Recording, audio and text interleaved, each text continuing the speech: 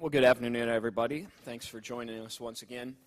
You know, I realized yesterday after I walked off that I was not correct in my calculation. I think I said 72 hours from yesterday we would know who was leading the Indianapolis 500 when it's really 72 hours from today. So I hope I didn't get anybody too excited and have them showing up on Saturday.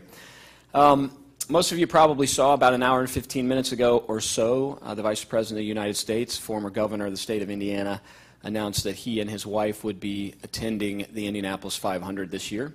So we wanted to gather everybody and let you know some of the changes that we will begin immediately implementing to be prepared for his visit and make sure that our customers who are coming to the Indy 500 know how that might impact them. The one place, and you can see it over my right shoulder, the one place where we will have the most impact is near our Turn 2 area. And what I'm going to talk about next is actually going to be in place beginning tomorrow.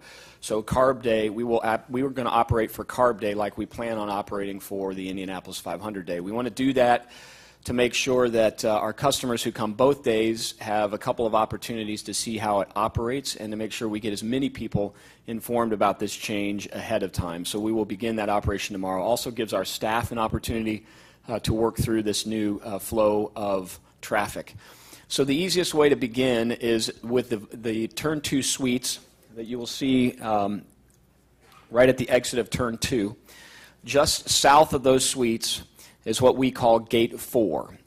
Gate 4 will be closed to pedestrian traffic for all pedestrians beginning tomorrow. So if you are coming to the Speedway and you have historically walked in Gate 4 and north along the outside of the backstretch to get to seats in Turn 3, or to get to the infield via the tunnel at the exit of Turn 2, you will not be able to go that way. So the yellow arrows that you see on the chart will be the pedestrian traffic flow plan for us beginning tomorrow. So we're asking fans to continue down 16th Street and go in Gate 3.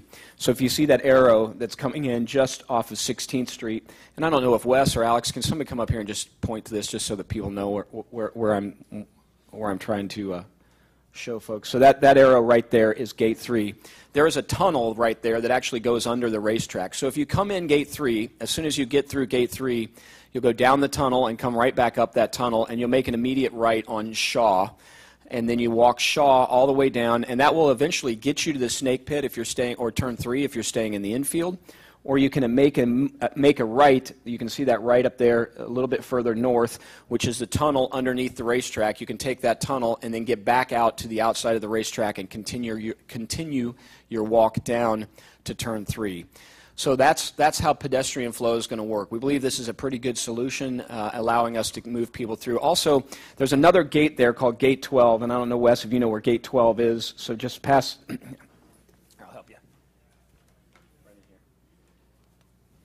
There's a gate right there called Gate 12. So some of our customers who are used to sitting in the Southeast Vista, the Turn 2 Vista, will actually come in Gate 4 and then kind of walk into their seats. For this year, they'll need to go in that Gate 12 to get to their seats. So those are the two changes really as it relates to pedestrians for tomorrow as well as for race day. For those folks with vehicles, no vehicular traffic will be allowed past Gate 4 unless it is an essential vehicle. So in other words, it's a service vehicle related to the Indianapolis Motor Speedway.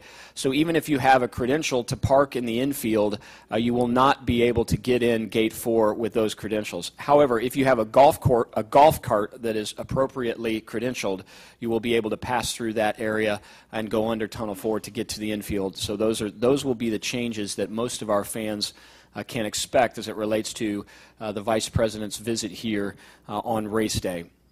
One of the other things I wanted to bring up today that's important for us to discuss is obviously the rain is continuing to fall, and this has been one of the wettest months on record. A lot of our parking lots are really, really wet right now, and we are working as quickly as we can to do what we can to help make parking in those parking lots a little bit easier when our customers get here. However, I don't know that we're going to be able to completely solve it. So we're asking people to plan where they're going, be really patient, come early so that we can get in. We are adding some gravel to some of the lots. Well, obviously we can't gravel everything, but some paths through there. We will end up having more tow trucks on site in the event we have to get somebody or something out of the mud. But we want people to be prepared and come early and just really take their time in the parking lots, especially the grass parking lots, because we are experiencing quite a bit of water here over the last couple of weeks. We're hoping that the rain that stopped today, and we're thinking we might get a little bit of sun tomorrow.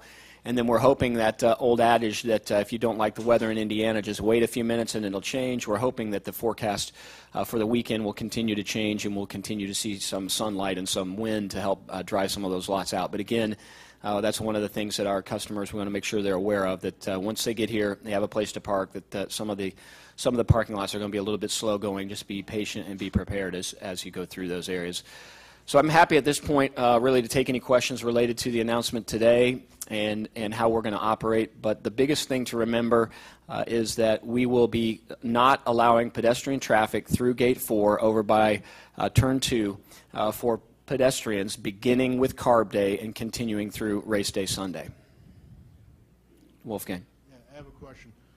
Is there any changes for media parking lots? I mean, I personally come Crawfordsville Road, take Auburn left, and then pull into the parking lot. There are no changes for the media parking lots. What about Sunday when fan traffic is turning up with motorhomes and caravans? Is it closed, or how is it working? No, everything is open, okay. So there's no change. There's no change. Again, probably for the media, just like for fans, the only thing I can suggest is folks just continue to try and plan on getting here early, and just being patient as you work through the traffic flow.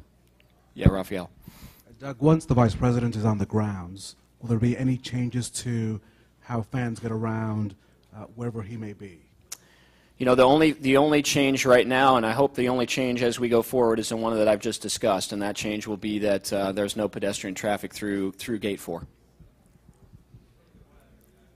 Yes? Doug, will the Vice President have any role in the festivities, or will he just be here as a spectator? The Vice President is a Hoosier, grew up here, and I think today he tweeted some photos of his family coming here. It is a family tradition, and he will just be here as a fan. There is no role for the Vice President as it relates to the Indianapolis 500.